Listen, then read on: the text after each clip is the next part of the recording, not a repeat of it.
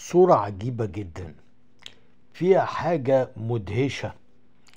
الملك فؤاد على أقصى يسار الصورة، وعلى أقصى اليمين سعيد باشا الذوالفقار كبير أمناء القصر الملكي.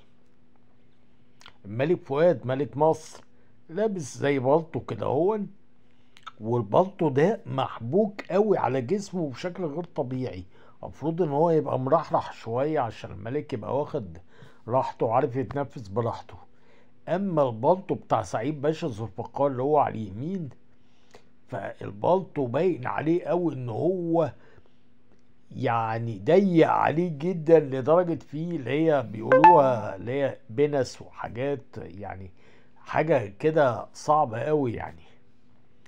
مش عارفين ده بقى عيب ترزي ولا عيب بلطو ولا عيب ايه بالظبط يعني. وهل هم اتصوروا برضو الصور دي مرة تانية بالطريقة دي، ولا دي كانت صورة وراحت لحالها؟ كان معكم المؤرخ أحمد كمالي.